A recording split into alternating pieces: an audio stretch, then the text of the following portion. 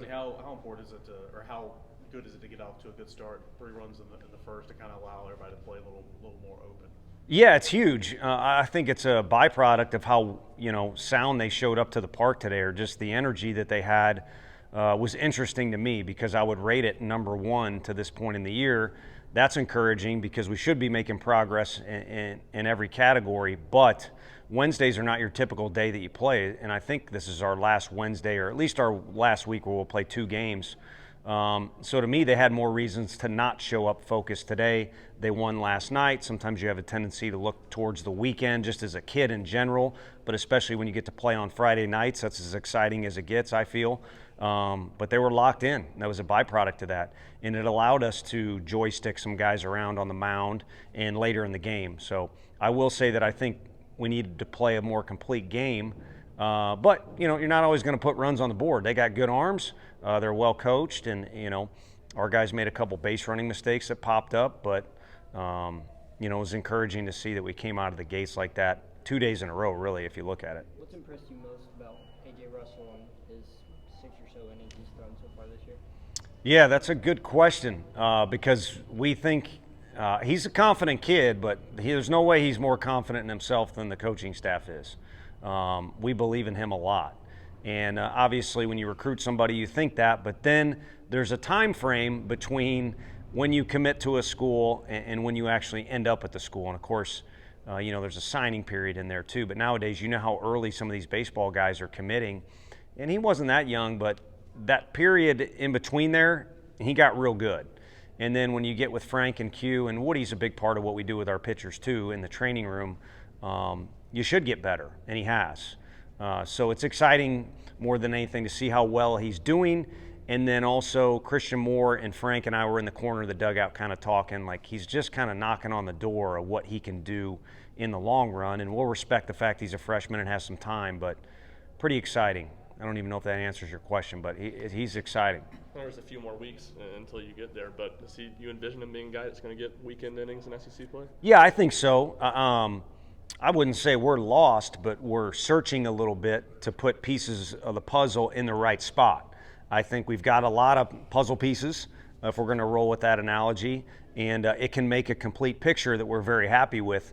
But where each guy goes is going to require a little bit of Tetris type effort if we can, again, play off that a little bit.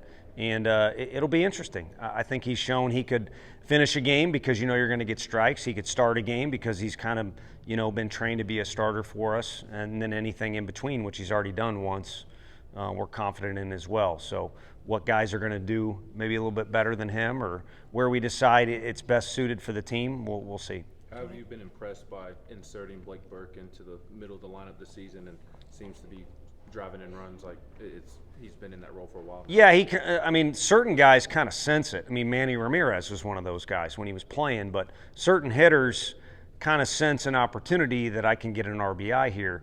And I think Blake has the benefit of the guy hitting behind him is like that as well. And he's also a proven, experienced hitter. So I don't fault the strategy of the walk there. I would have done the same thing with Blake. But it's nice having 2 guys like that kind of sniff out the RBIs a little bit. And then if you're just going to go in the whole Blake Burke conversation in general, when you watch him swing, it doesn't. Anybody could size up the swing and say that's a good swing. And then he came into the school already with some ability, and of course he works really hard in here. But if you're with him in the dugout last year and kind of had a vibe from him of how much pride he had in his work and how much he wanted to win, how good of a teammate he is, you mix all that up together and you kind of can't predict the future, but he's going to be a really good player for us and a good presence, not just in the lineup, but he's done that defensively too. Did you envision him becoming this complete of a hitter this early in his career? Because especially for a guy with that much power, sometimes the all-around aspect takes time, but it looks like he's there. I think once he got here, Coach Elander first saw him in a Team USA event, which means you're kind of already pooled into a pretty talented group. So again, it's not like he's not without skill or success in the past, but Maui, Blake, and a few others were chatting with myself, and it's like, it's interesting to follow those groups of guys that go to the area code games or these select events, McDonald's All-American type thing. Some guys continue down the path, which you guys are all writing about. Well, if he's in the McDonald's All-American basketball game, he's going to be pretty dang good. it's doesn't always work out that way, especially in baseball. There's so many moving parts, and he just has really elevated his game from them. So I don't know when it would have hit us, but again, last year there was a lot of positivity coming out of the coach's office when we were observing him. So you knew things were going to be good, and he was going to develop in a mature way. Building off what you said earlier, what have you seen from Zane Denton at the plate this season? Yeah, I mean, we're coming off, I don't know why we're throwing out McDonald's All-American game, but on behalf of our team, I can tell you sunken hearts last night and today for Zakai. I've been around to see a official statement, but that guy kind of embodies what we're trying to do here. The way he plays, the way he works, the way he carries himself off the field.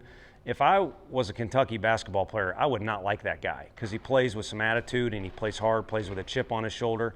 But if I was a young kid, a 6-year-old running around in the stands at any SEC city, I'd love that guy because he's just so good off the field. So that's what we're trying to be, and we're trying to get Zane Denton to be like that here on this campus. I'm pretty sure he was probably that at Alabama, but we're blessed to have him here. And, he provides a calming influence on defense over at third and then again at the plate. We've had guys here that really wear their emotion on their sleeve. He's just kind of steady Eddie in here in the cages on the field. And to have that right in the middle of your lineup and at a spot where it's very hard to find a good defender in college baseball is definitely a notch in our belt. Tony, you mentioned the base running errors for you guys. What's the balance there in being aggressive but not foolish?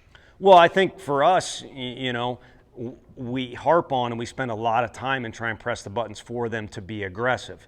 So now that we're in the part of the season, no longer scrimmage season, where it's kind of expensive to make those mistakes and will get more expensive as conference comes around, the game will kind of start to correct those, but we got to assist too and say, hey, here are the lessons we're pushing. And sometimes we do first to third. You're supposed to go no matter what. And, different things, ball in the dirt, be really aggressive. We got to rein some guys in. And if you really kind of look at it from our perspective, you'd rather have guys being too aggressive or being too fired up and have to calm them down than vice versa. But we got to start playing ball like it's baseball because that's definitely what we're right in the thick of. What are we, at 10 games now? Our first block of 10 games. So it's time to just play ball. And you try and swing at strikes, take balls, and you try and get to the next base safely when you're on offense. And it's really just that simple. What have you seen from Hunter Inslee early on trying to find his role?